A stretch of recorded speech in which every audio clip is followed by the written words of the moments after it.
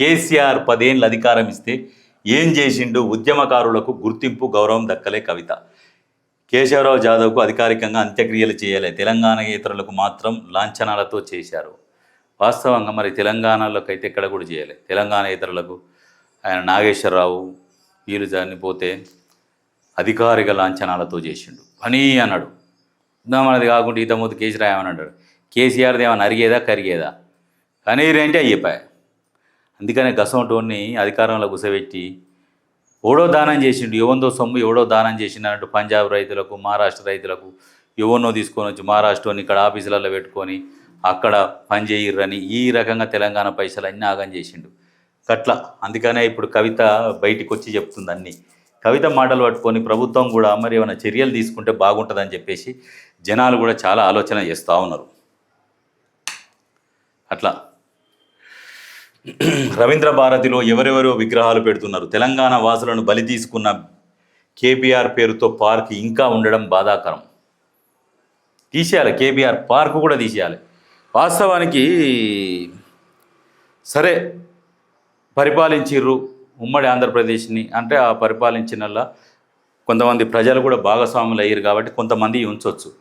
కానీ ఎవరెవరో విగ్రహాలు పెట్టి అస్సలు తెలంగాణ కోసం కొట్లాడిన వాళ్ళ విగ్రహాలు లేకుండా ఏంది ఇది? ఇప్పుడు మాట్లాడుతుంది కవిత. అక్కడ జయశంకర్ విగ్రహం పెట్టాలని కేసీఆర్ని ఎన్నోసార్లు కోరిన ఉద్యమకారుల ఆత్మగౌరవ సభలో కామెంట్స్. ఎన్నిసార్లు కోరినా మరి ఎందుకు సప్పుడు చేయలేదు మీ డాడీ గారు? మీరే అప్పుడే ఎదురు తిరగాల్సిండే, చాలా లేట్ చేసి వచ్చిర్రు. కాబట్టి ఇప్పుడు మిమ్మల్ని ప్రజలు నమ్మాలంటే కూడా అంత ఈజీగా నమ్మరు. సరే ఇప్పుడు కవిత ఇన్ని ఆరోపణలు చేస్తుంది కదా అని కొంతమంది సంతోషపడుతుండొచ్చు, అటు బీజేపీ వాళ్ళు ఇటు కాంగ్రెస్ వాళ్ళు అందరూ సంతోషపడుతుండొచ్చు. కానీ ఇంత తొందరగా కవితను ప్రజలు నమ్ముతారా అంటే నమ్మరు. ఎందుకంటే కొంత సమయం తీసుకుంటారు. ఎందుకంటే ఈమె ఇప్పుడు రాగానే రాజకీయ లబ్ధి కోసం ఈ రకంగా ఆరోపణలు చేస్తున్నది అనేది కూడా ఉంటుంది. వెంటనే నమ్మరు కూడా. ఇక్కడ అంటుంది అహంకారంతోనే అధికారం కోల్పోయారు. 10 ఏళ్ళు అధికారం ఇస్తే ఉద్యమకారుల కోసం ఏం చేశారు? అప్పట్లో ఉద్యమ వ్యతిరేకులంతా వచ్చి కేసీఆర్ పక్కన చేరారు. ఎవరు గెలిచినా చేరేది బీఆర్ఎస్లోనే అనే పరిస్థితి ఏర్పడింది. నేను జీ హుజూర్ అని ఉంటే పార్టీలో సమస్య ఉండేది కాదు. క్యా హుజూర్ అన్నాను కాబట్టి ఇలా బయట ఉన్నాను. రెడ్డి గారు ఉద్యమకారుల పట్ల ఒళ్ళు దగ్గర పెట్టుకొని వ్యవహరించారండి. తెలంగాణ జాగృతి అధ్యక్షురాలు కవిత. జీ హుజూర్ అంటుంటే సమస్య ఉండేది కాదు, క్యా హుజూర్ ఏంది అని ప్రశ్నించినందుకు నేను బయట ఉన్నా. సరే అని అనుకుంటా పోతే పార్టీలనే ఉండేదాన్ని అంటుంది. కానీ ఏదేమన్నా కానీ వాస్తవానికి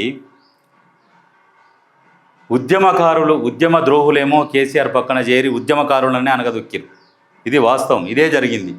ఎక్కడ చూడు అదే జరిగింది. అంతా ఇదే నడుస్తున్నది. రాజకీయాలు మొత్తము ఏంటంటే తెలంగాణ ఉద్యమ ద్రోహులు, తెలంగాణని దోసుకున్న దొంగలకే మళ్ళీ కేసీఆర్ సాయం చేసిండు, వాళ్ళని దగ్గర పెట్టుకుండు. వాళ్ళతోనే ఉద్యమకారులను కూడా తొక్కిచ్చిండు ఈ కేసీఆర్ అనే దొంగ. అందుకనే కేసీఆర్ అంటేనే జనాలు చికాకు పడుతున్నారు. అమ్మ దరిద్రుడు మళ్ళా రావద్దు, ఆ కుటుంబమే రావద్దు అంటారు. ఆ కలరు చూస్తే కూడా ఘోరంగా చెప్పరాని భాషలో తిడుతున్నారు. ఆ కలర్ చూస్తే ఆ గులాబీ కలర్ ఓడోడు బట్టలుంటే కూడా ఇవి పారేసుకుంటారు. ఆ కలర్కి సంబంధించినవి ఉంటే అంత ఘోరం అయిపోయింది.